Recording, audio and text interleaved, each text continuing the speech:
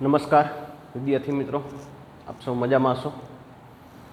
હવે આપણે ચેપ્ટર 3 સુરેખ પથ પર ગતિ એના એક્સરસાઇઝ સ્વાધ્યાયના દાખલાનો અભ્યાસ કરીએ છીએ અને આજે એનો લેક્ચર નંબર 14 છે. હવે આમાં જે નેક્સ્ટ એક્ઝામ્પલ છે, એક્ઝામ્પલ 3.11, આમાં તમને એક માહિતીના સંદર્ભમાં સાચા અથવા ખોટા વિધાનો પૂછવામાં આવ્યા છે અને એ વિધાનો તમને આ રીતે આપ્યા છે. પહેલામાં એવું કીધું છે કે કોઈ પણ પદાર્થ, પેલું વિધાન છે એમાં તમને એવું કીધું છે, વિધાન નંબર 1, કે એક પરિમાણિક ગતિ માટે કોઈ પણ ક્ષણે તેની ઝડપ શૂન્ય હોવા છતાં તેનો પ્રવેગ અશૂન્ય હોઈ શકે છે. તો આ વિધાન સાચું છે, કારણ કે ઉર્ધ્વ દિશામાં જ્યારે કોઈ પણ પદાર્થ મેક્સિમમ હાઇટ ઉપર પહોંચે, મહત્તમ ઊંચાઈએ પહોંચે, તો મહત્તમ ઊંચાઈ એની ઝડપ કેવી હોય? શૂન્ય હોય. પણ એનો પ્રવેગ 9.8 મતલબ અશૂન્ય છે, નોટ ઇક્વલ ટુ 0. તો પેલું વિધાન સાચું છે. બીજામાં એવું કીધું છે કે ઝડપ શૂન્ય હોવા છતાં વેગ અશૂન્ય હોઈ શકે છે. આ ખોટું છે, કારણ કે જો ઝડપ શૂન્ય હોય તો એનો વેગ પણ શૂન્ય હોય જ. પછી સી વિધાનમાં એવું કીધું છે ઝડપ અચળ હોય તો પ્રવેગ હંમેશા શૂન્ય હોય. આ વિધાન સાચું છે, કારણ કે ઝડપ અચળ હોય તો વેગ અચળ હોય અને વેગ અચળ હોય તો પ્રવેગ શૂન્ય હોય. પછી ડી વિધાનમાં એવું કીધું છે કે પ્રવેગના ધન મૂલ્ય માટે ગતિ વધતી હોય છે. હવે આવું તમે કહી ન શકો, આ ખોટું છે, કારણ કે આનો આધાર તમે કઈ દિશા પસંદ કરેલી છે, પોઝિટિવ અથવા નેગેટિવ કોને કહો છો એના ઉપર આધાર રાખે છે. જેમ કે આપણે આગલો દાખલો ગણ્યો હતો તો એમાં એવી સૂચના હતી કે આ દિશા પોઝિટિવ છે, તો પોઝિટિવ દિશા તમે કોને કહો છો એના ઉપરથી આ નક્કી થાય છે. તો આમાં 4 વિધાનો તમને આ રીતે આપ્યા છે. હવે આ દાખલો માત્ર જાણકારી માટે છે, એટલે આ તમારે હોમવર્કમાં કરવાનો નથી, ખાલી વાંચી લેજો. હવે આના પછીનો દાખલો ગણતા પહેલાં હું તમને એક વસ્તુ સમજાવી દઉં. જો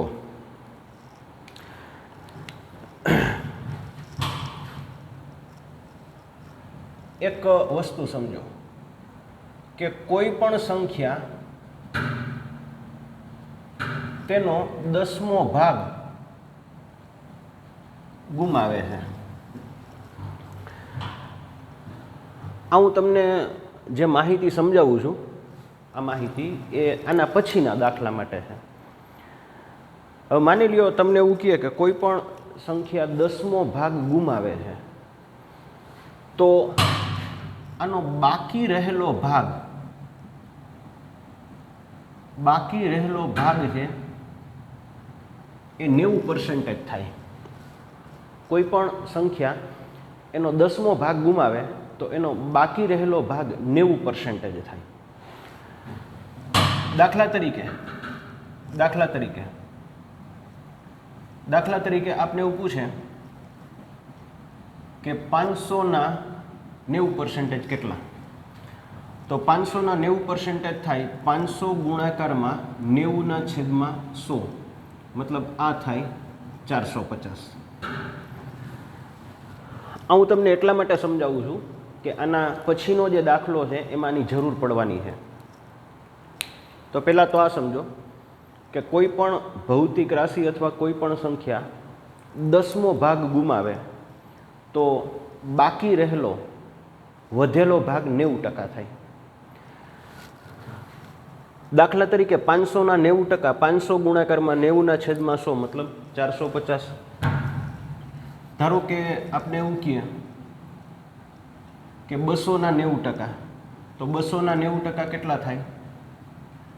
200 ગુણાકારમાં 90/100 મતલબ 180.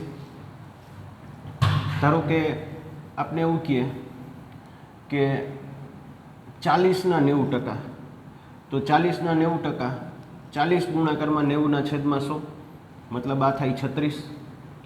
દાખલા તરીકે આપણે એવું કહીએ કે 60ના 90%, તો 60 ગુણાકારમાં 90ના છેદમાં 100, મતલબ આ થાય 54. તો આવી તો ઘણી બધી સંખ્યાઓ લઈ શકાય, પણ અહીંયા આપણે જેટલી જરૂર છે એટલું હું તમને સમજાવું છું. તો બે વસ્તુ મેં તમને કીધી કે કોઈ પણ સંખ્યા પોતાનો 10મો ભાગ ગુમાવે છે, આવું જ્યારે તમને રકમમાં કહેવામાં આવે તો બાકી રહેલો ભાગ 90% થાય અને એ 90% આ રીતે મેળવી શકાય. તો આના પછીનો જે દાખલો છે એમાં આની જરૂર પડવાની છે. આ 3.11 માત્ર વાંચી લેવાનો છે, એ તમારા હોમવર્કમાં કરવાનો નથી.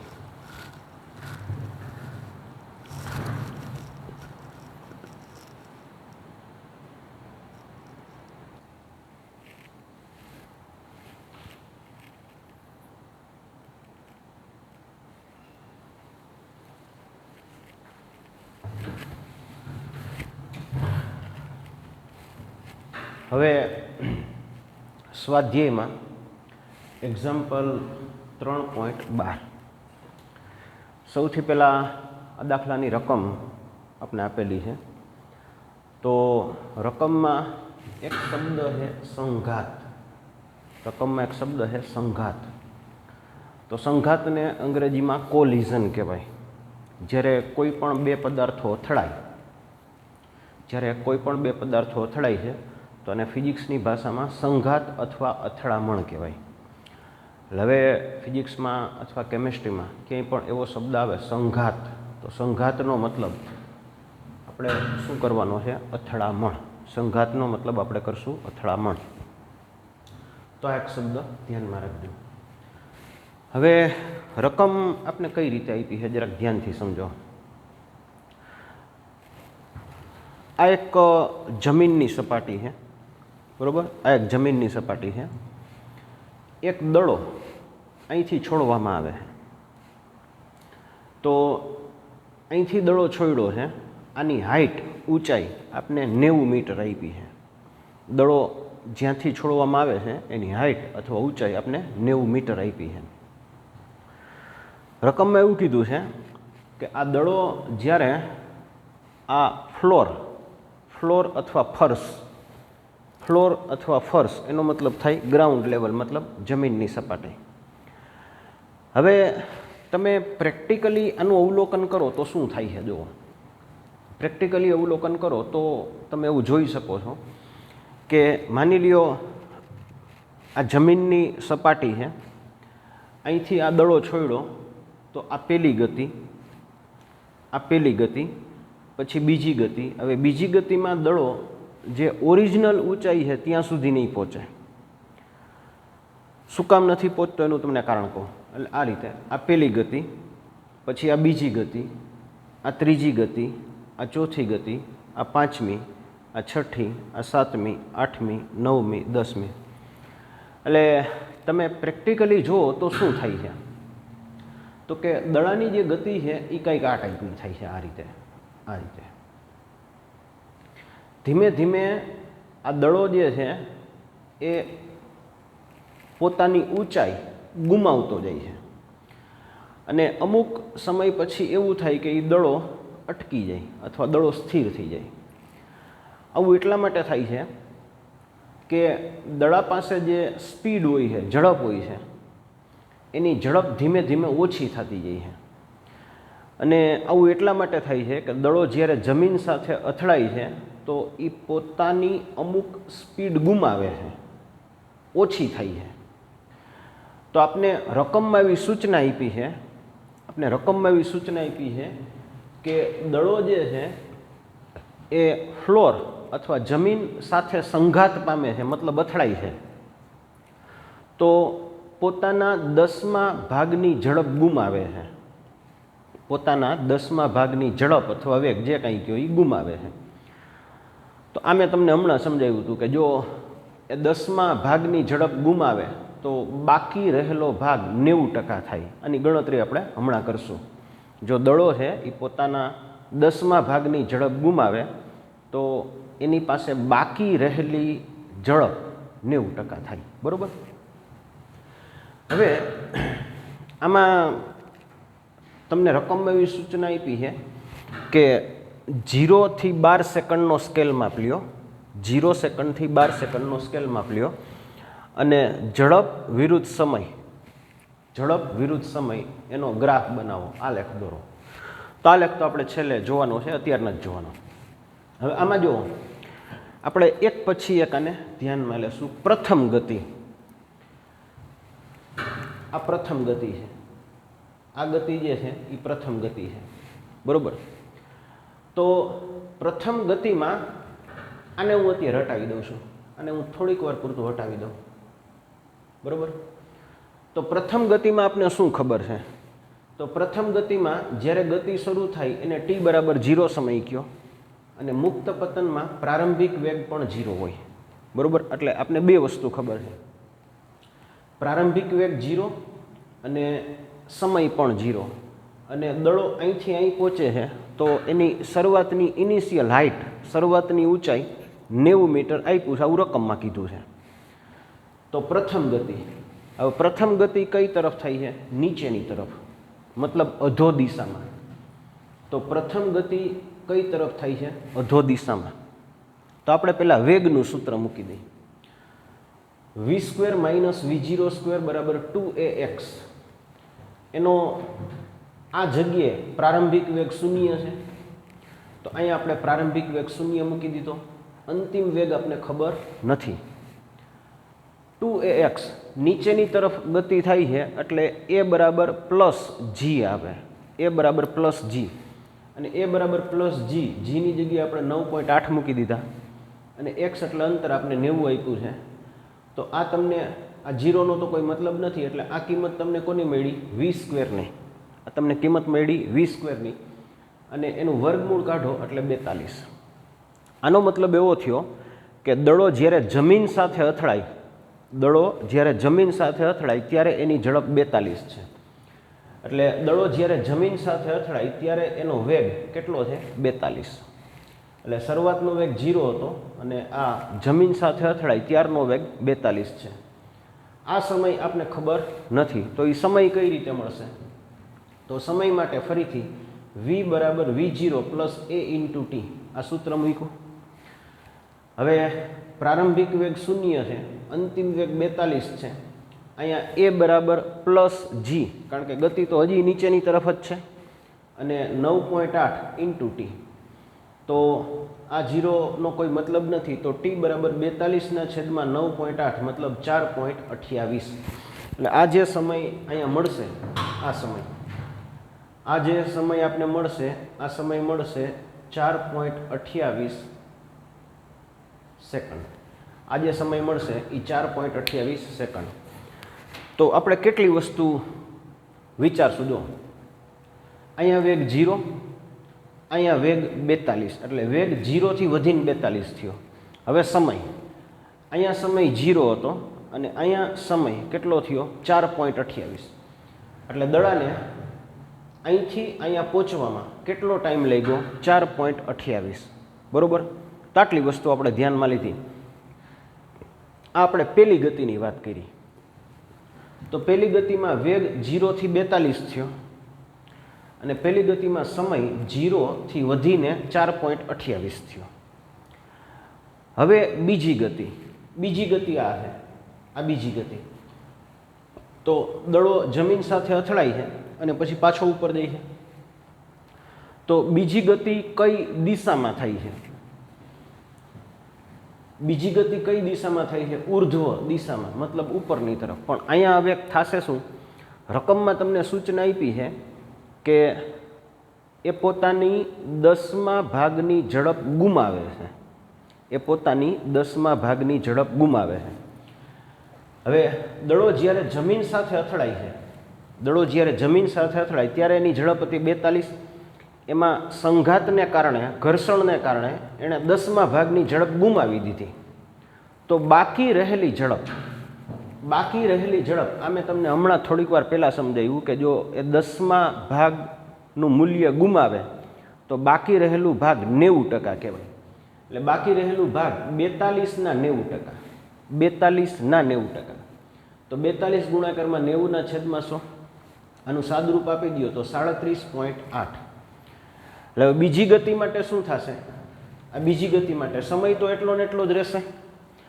આ પહેલી ગતિ પૂરી થઈ, બીજી ગતિ અહીંથી જ શરૂ થશે, તો સમય તો અહીંથી જ શરૂ થશે 4.28.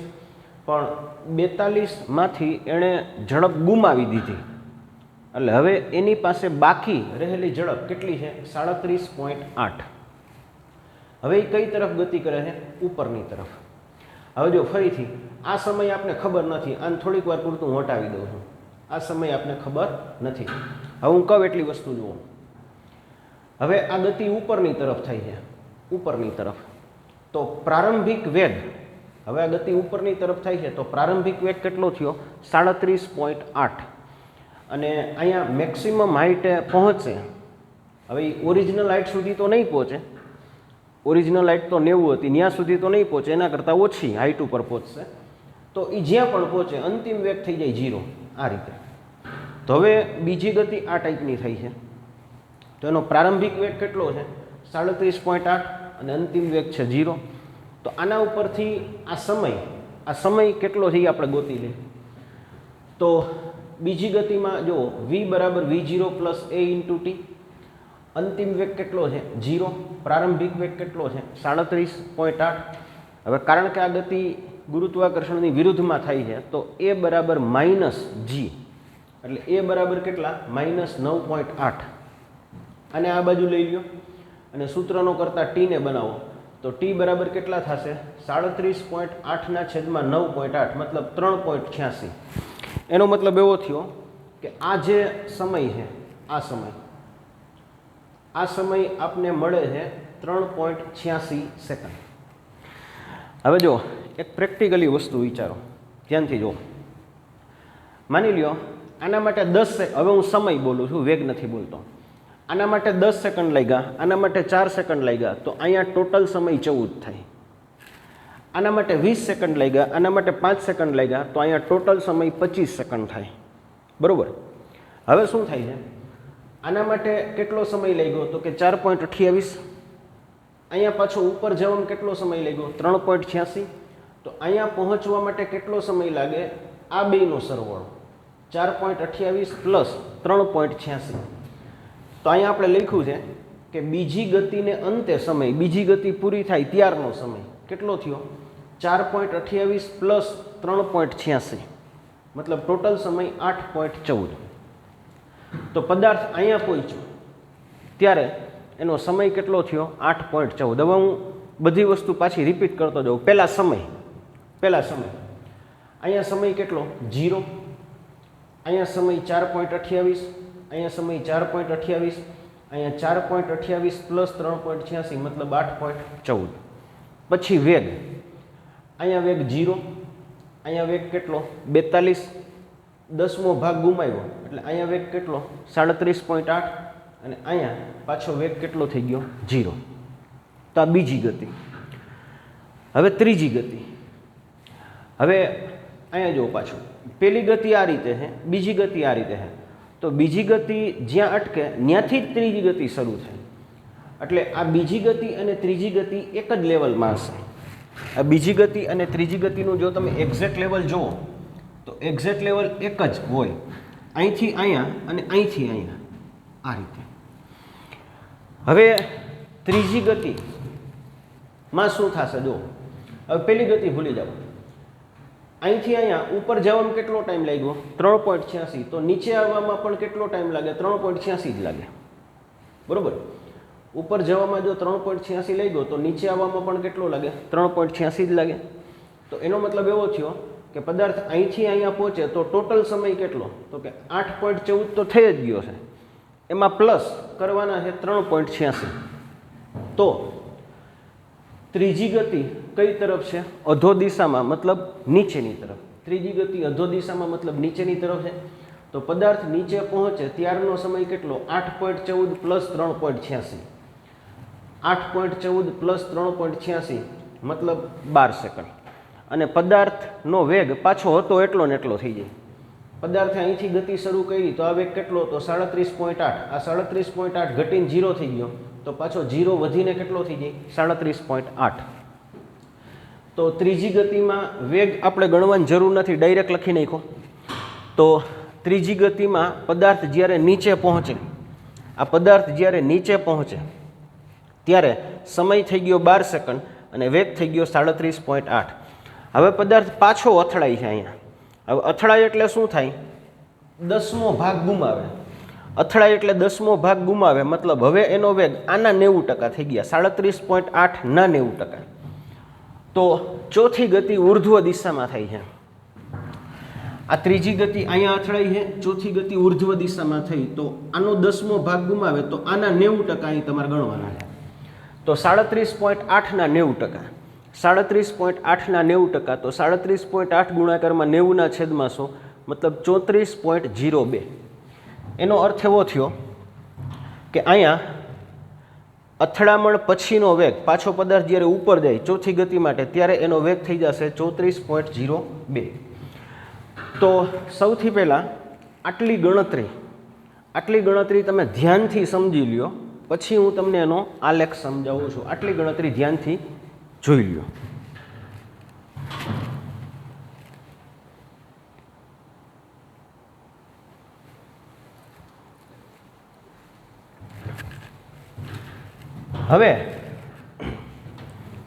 હવે હું તમને આનો આલેખ સમજાવું છું. તો આલેખમાં પહેલાં તો કઈ બે ભૌતિક રાશિ આપણે ધ્યાનમાં લીધી છે? વાય અક્ષ ઉપર ઝડપ અને એક્સ અક્ષ ઉપર સમય. વાય અક્ષ ઉપર ઝડપ અને એક્સ અક્ષ ઉપર સમય. સૌથી પહેલો પોઈન્ટ જુઓ, ટી બરાબર 0 સમયનો વેગ કેટલો છે? 0. વેગ અથવા ઝડપ તમે ગમે એ લખી નાખો.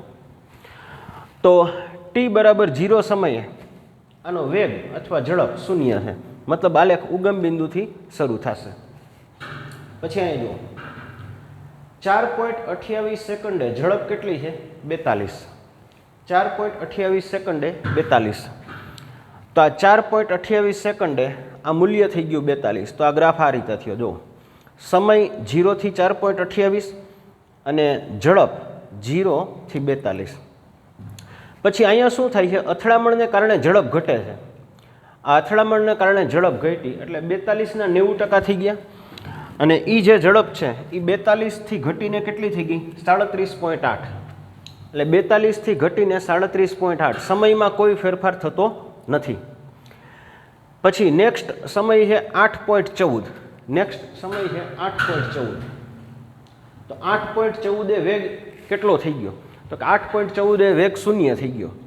એટલે 4.28 થી 8.14 આ વેગ થઈ ગયો 0. બરોબર.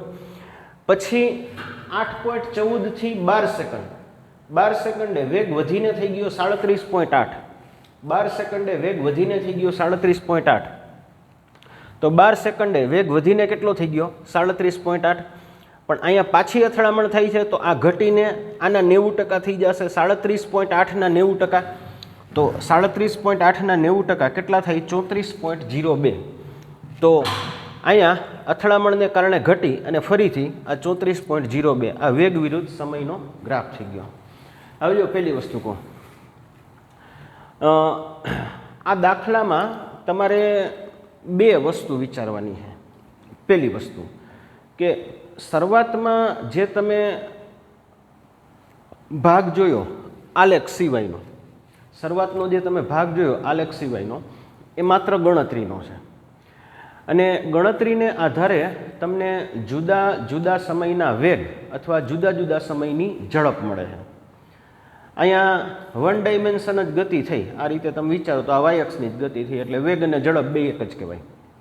એટલે અહીંયા વેગ લખો કે ઝડપ લખો બે એક જ થઈ ગયું.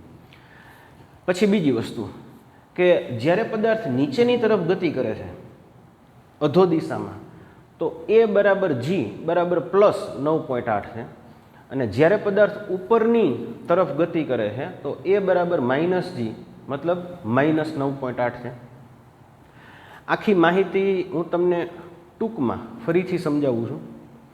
તો ટૂંકમાં તમને સમજાવું તો કેટલી વસ્તુ ધ્યાનમાં રાખવાની છે. જુઓ, હવે હું પહેલાં સમય બોલું છું, માત્ર સમય. અહીંયા ટી બરાબર 0 સમય અને નીચે પહોંચવા માટે લાગતો સમય 4.28. આ સમયની વાત થઈ. પછી વેગ, અહીંયા વેગ 0 છે, અહીંયા વધીને કેટલો થયો? 42. પછી અથડામણને કારણે આ પદાર્થ ઉપર ગયો. હવે અથડામણને કારણે ઉપર ગયો તો પહેલાં તો આ 42 ના 90% એટલે 37.8 અને ઉપર જવામાં કેટલો ટાઈમ લાગ્યો 3.86 એટલે ટોટલ ટાઈમ થઈ ગયો 4.28 પ્લસ 3.86 મતલબ 8.14. પછી અહીંથી પદાર્થ નીચે આવ્યો તો સમય તો એટલો ને એટલો જ છે, વેગય 0 છે. હવે નીચે આવે છે તો નીચે આવવામાં પણ સમય કેટલો લાગ્યો 3.86 એટલે ટોટલ સમય 8.14 પ્લસ 3.86 મતલબ 12 સેકન્ડ. અને નીચે આવે એટલે પદાર્થ પાછો આટલો જ વેગ મેળવે 37.8. ફરીથી પદાર્થ ઉપર ગયો તો સમય તો એટલો જ છે, પણ અહીંયા અથડામણને કારણે એ પોતાનો 10મો ભાગ ગુમાવે તો આનો વેગ 90%, 37.8 ના 90% એટલે 34.02. આ તમને જુદા જુદા સમય માટેના જુદા જુદા વેગ અથવા ઝડપના મૂલ્ય મળ્યા. અને આ જે જુદા જુદા સમય જે છે એના માટે જે ઝડપ અથવા વેગના મૂલ્ય છે એને આપણે ગ્રાફ અથવા આલેખમાં દર્શાવી દીધા. બરાબર. હવે આ દાખલો તમારે ગણતરી અને આલેખ સહિત હોમવર્કમાં કરવાનો છે. આ જે આની પહેલાંનો જે દાખલો હતો 3.11 એ તમારે હોમવર્કમાં નથી કરવાનો. આ દાખલો ગણતરી અને આલેખ સહિત હોમવર્કમાં કરવાનો છે.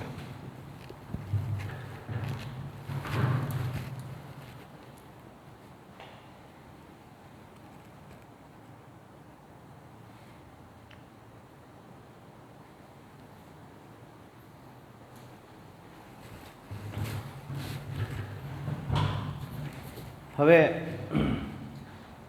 સ્વાધ્યાયમાં એક્ઝામ્પલ 3.13. આ દાખલામાં કોઈ ગણતરી નથી, સામાન્ય માહિતી પૂછી છે અને તમે તમારી રીતે વાંચો તો પણ આનો જવાબ તમને ખ્યાલ આવી જશે. હું તમને ટૂંકમાં સમજાવી દઉં છું. પહેલો પ્રશ્ન આપણે એવો પૂછ્યો છે કે આ ચેપ્ટરની શરૂઆતમાં આપણે 2 ભૌતિક રાશિઓની વ્યાખ્યા આપી હતી, એક પથ લંબાઈ અને એક સ્થાનાંતર. તો એ કઈ રીતે હતી જુઓ કે ચોક્કસ સમયગાળામાં અંતિમ સ્થાન અને પ્રારંભિક સ્થાનનો ફેરફાર જે પણ હોય એને સ્થાનાંતર કહે છે. કોઈ પણ ચોક્કસ સમયગાળો હોય એમાં પદાર્થનું અંતિમ સ્થાન અને પ્રારંભિક સ્થાન આ બંને વચ્ચેનો ફેરફાર હોય એને સ્થાનાંતર કહે છે. અને પદાર્થ વડે કપાયેલા કુલ અંતરને પદાર્થની પથ લંબાઈ કહે છે. તો આ બે વચ્ચેનો ડિફરન્સ આપને ખબર જ છે કે અંતિમ સ્થાન અને પ્રારંભિક સ્થાન વચ્ચેનો ફેરફાર એને સ્થાનાંતર કહેવાય અને પદાર્થ વડે કપાયેલું કુલ અંતર છે, ટોટલ અંતર છે, એને આપણે શું કહીએ છીએ? પથ લંબાઈ. હવે આપણે એ સમજવાનું છે કે આની કિંમત સરખી ક્યારે હોય અને જુદી ક્યારે હોય. બરાબર. હવે પેલી આકૃતિ જુઓ. આમાં પદાર્થ A થી B સુધી ગતિ કરે છે અને તમે જોઈ શકો છો કે આમાં પદાર્થ પોતાની ગતિની દિશા બદલતો નથી, એટલે આ સ્ટ્રેટ ગતિ છે. તો આવી સ્થિતિમાં પથ લંબાઈ અને સ્થાનાંતર બેયના મૂલ્ય કેવા થાય? સરખા થાય. જો પથ લંબાઈ અને સ્થાનાંતરના મૂલ્ય સરખા થાય તો સરેરાશ ઝડપ અને સરેરાશ વેગ આના મૂલ્ય પણ સરખા થાય. એટલે A થી B ની ગતિ માટે આપણે એવું કહી શકીએ કે પથ લંબાઈ અને સ્થાનાંતરના મૂલ્ય સરખા છે, માટે સરેરાશ ઝડપ અને સરેરાશ વેગના મૂલ્ય પણ સરખા થાય. હવે બીજી ગતિ આપણે ધ્યાનમાં લીધી x થી y. આ રીતે x થી y. હવે અહીં તમે જોઈ શકો છો કે પથ લંબાઈનું મૂલ્ય સ્થાનાંતર કરતાં વધારે છે. આ જે ડોટેડ લાઈન છે આ સ્થાનાંતર છે અને આ જે કંઈ છે એ પથ લંબાઈ છે. તો અહીંયા પથ લંબાઈનું મૂલ્ય સ્થાનાંતર કરતાં વધારે છે અને તમે જાણો છો જો પથ લંબાઈનું મૂલ્ય સ્થાનાંતર કરતાં વધારે હોય તો સરેરાશ ઝડપનું મૂલ્ય સરેરાશ વેગ કરતાં વધારે થશે. તો આમાં બીજી કોઈ ગણતરી આપણે ધ્યાનમાં લેવાની નથી. બરાબર. હવે આ જે દાખલો છે એ તમારે હોમવર્કમાં કરવાનો નથી. એટલે આજના લેક્ચરમાં મેં તમને 3 દાખલા કરાવ્યા. 3.11 આ તમારે હોમવર્કમાં નથી કરવાનો. 3.12 આમાં ગણતરી અને એના આલેખ સહિત આ આખો દાખલો હોમવર્કમાં કરવાનો છે. એટલે આજનો લેક્ચર નંબર 14 એનું હોમવર્ક થશે એક્ઝામ્પલ 3.12 એમાં ગણતરી અને આલેખ સહિત આખો દાખલો હોમવર્કમાં કરવાનો છે. અને આ દાખલો 3.13 આ દાખલો તમારો હોમવર્કમાં કરવાનો નથી, બરાબર. તો આજના લેક્ચરનું હોમવર્ક આ છે. તો આજનો લેક્ચર અહીં સુધી રાખીએ છીએ. ફરીથી નેક્સ્ટ લેક્ચરમાં આ ચેપ્ટર આપણે કન્ટિન્યુ કરશું.